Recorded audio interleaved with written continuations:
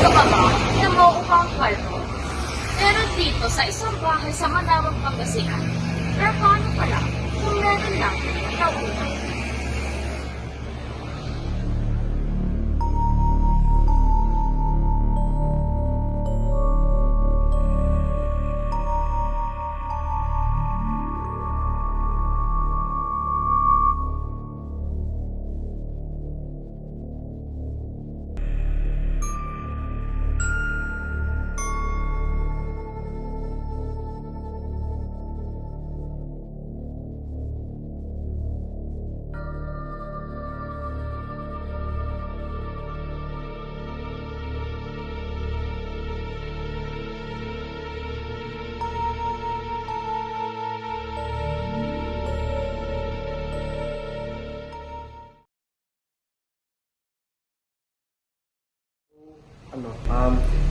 Last month nung lumipat kami dito sa apartment, okay naman yung apartment.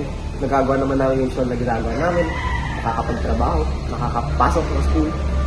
But after a week, nung paglipat namin, may nagsisimula ng mga nagaganap na parang hindi na normal. Like, nung nag-celebrate kami ng paglipat namin dito, habang kumakain kami, nagkukwentuhan. Bigla na lang merong gumulong sa pako, may tumama galing sa hallway ng apartment namin. Tinignan ko, pero wala naman. Kaya nagtataka na ako that time na sabi ko, meron bang mga nagpaparamdam dito? Or like, meron bang mga spirito na hindi nakikita? Ganun. Nung lumipat po kami ng ka-groupmates ko po, wala naman po kaming na-experience na paranormal. Pero may one time po na nag-aayos po ako sa harap ng salamin, tapos para pong may nanunod sa akin. Pero nung tumingin naman po, wala naman. Nung araw na yun, nag-iigpit lang ako sa kusina. Nang mapansin kong nakasindi yung tubig sa lababo, akala ko naiwan ko lang itong nakasindi, kaya pinatay ko rin agad. Sa pangalawang beses, napansin ko ulit na nakabukas yung tubig sa lababo, pero hindi ko na lang din pinansin. At nung naulit pa ng pangatlong beses, doon ako nagtaka na parang may mali talaga dito sa nalipatan namin. Natutulog ako nung mga oras na yon nang bigla kong naramdaman na may humihila pababa sa kumot ko. Nung una, hindi ko yun pinansin. Ngunit naulit ito ng pangalawang beses at doon na ako nagtaka. Kasi wala naman akong kasama dito iba. At bigla akong natakot kaya tumakbo na lang rin ako palabas at doon ko rin naalala yung mga kinikwento nung kasama ko dito. Unang pagpasok ko dito sa bahay, may naramdaman ako na hindi maganda dito sa loob ng bahay. Parang gusto ako paalisin.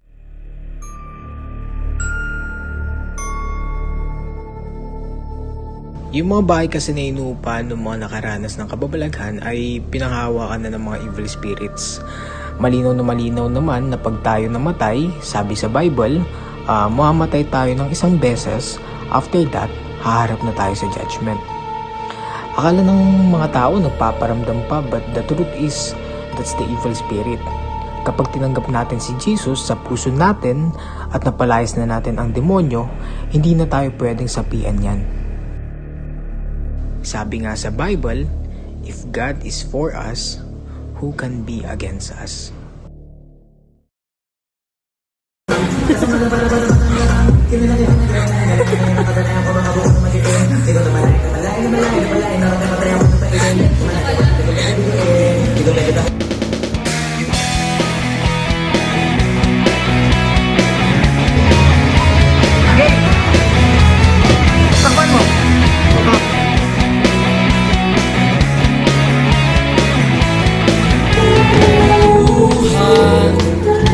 Napabulastugan, hindi malilimutan ang asaran na merong pikunan, lalo na rin ang lumiligawan. Unang kabiguan, at dyan nasiseryoso ang usapan, ang pagdadamayan ng tunay at tapat na kaibigan. Kung mga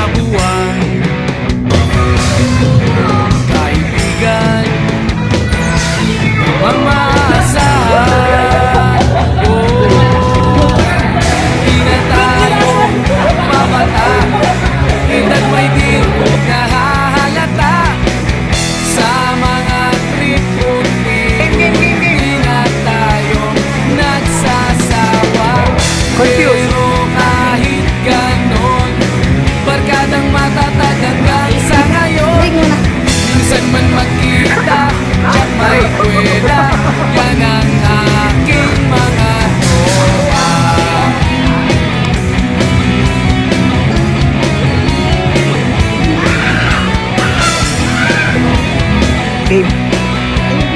Game. Human na pang magdamagan, minsan inaabot pa ng ayaan, na kung saan na para bang walang kinabukasan. Uy, hindi na kita sisilin. At dyan nasiseryoso ang usapan, ang pagpapayuhan ng tunay at tapat na kaibigan.